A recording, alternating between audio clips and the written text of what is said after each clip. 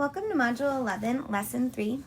Our I can statement is, I can use a visual model to show that two fractions are equivalent and explain why they are equivalent. Okay, so we're going to continue with visual models of fractions, and this time we're looking for equivalent fractions. We'll explain that vocabulary word in the lesson. Okay, so let's go ahead and look at number 1. Sam wants to paint a skateboard ramp with a cool design. He has just enough paint to cover half of the ramp. Show different designs Sam can use. Divide the last two rectangles into a different number of equal parts. Shade each of the last 3 rectangles to show 1/2. Okay, so the first one gives us 1/2 right here. One part is shaded, there are 2 equal parts. The next one gives us 6 equal parts. We want to show a fraction that's equivalent to 1/2. So think back to our last lesson when we were talking about numerators and denominators. In order to find a fraction that's equivalent to 1/2, the numerator must be half of the denominator. So if our denominator is 6, then our numerator must be 3. So we're going to go ahead and shade in 3 parts.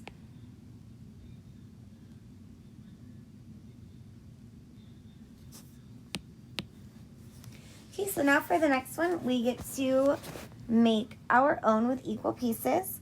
I'm going to go ahead and split it into 4.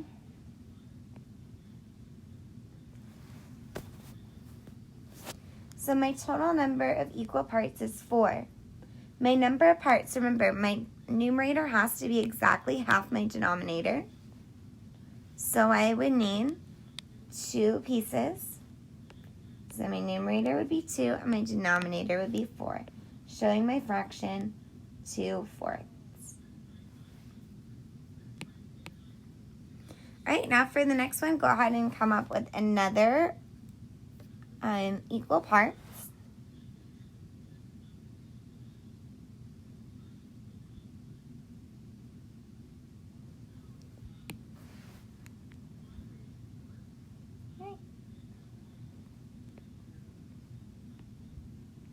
I'm going to go ahead and do 8 parts.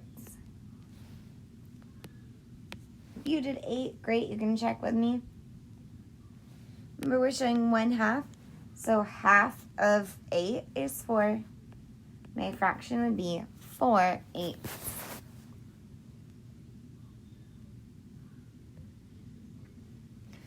All right. We're looking at the first fraction we wrote in the table. How does the size of the parts compare to those in 1/2? So we have 1/2 is our fraction that we're looking at, and the first fraction we wrote was 3/6. The size of the parts, what's the difference there? Well, 3/6 has smaller parts than 1/2 does. Right? 1/2 is only split into 2 pieces. 3/6 is split into 3. How does the number of parts and the number of shaded parts compare to those in 1/2? Okay, so we're still looking at 1/3 or 1/2 and 3/6. The number of parts is 6 and 2. The number of shaded parts is 3 and 1. What do you notice about that fraction? What can you tell about both the numerator and the denominator compared to the numerator and denominator of 1/2? The number of parts, so there are 3 times the number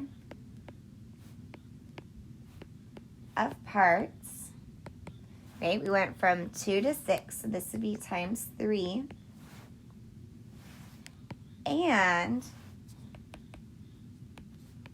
there are 3 times the number of shaded parts.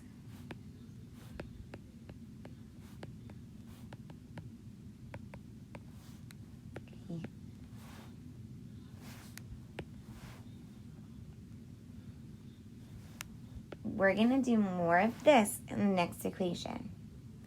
But I want you to see there, both the numerator and the denominator are 3 times greater than 1/2.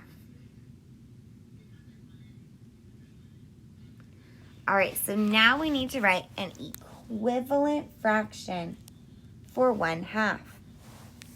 Here's our vocabulary.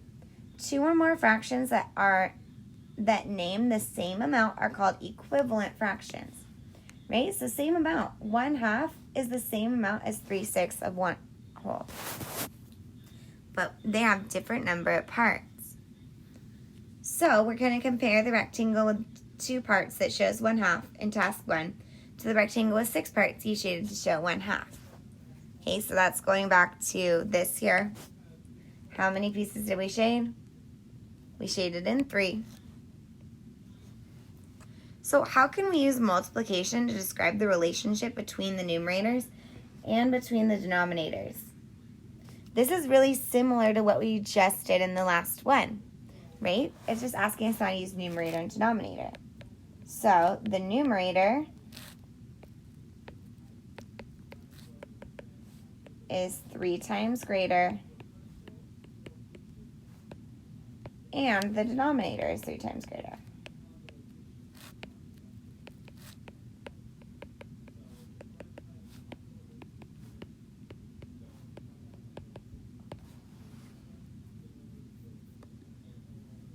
Okay, so if we look at this equation, we would show 3 times the numerator 1 is equal to 3. 3 times the denominator 2 is equal to 6. And we have an equivalent fraction of 3/6.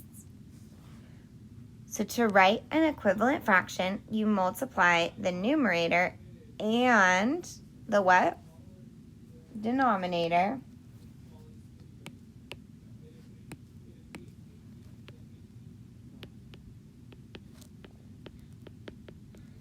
of the fraction by the same number. All right, why are we multiplying by the same number? What can you tell me about this fraction here? 3/3. 3/3 is equal to 1 whole. What happens to a number when I multiply it by 1?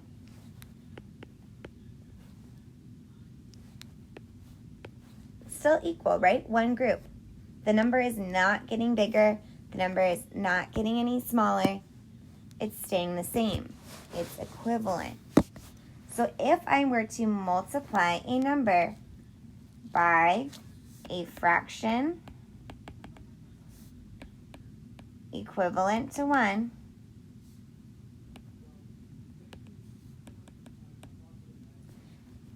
while the number of pieces might change, right? We might go and have more pieces in our fraction than we did before. The size does not change. It remains equal. So that's why we can use multiplication to find equivalent fractions. All right, go ahead and complete the check understanding. Pause the video and press play when you're ready to check your work. All right, let's go ahead and check your work. 5/6 is equal to 10/12. So our answer is they made the same size turn. 5/6 is equivalent to 10/12. I went ahead and showed using multiplication. 5/6 times 2/2 is equal to 10/12. Now remember, 2/2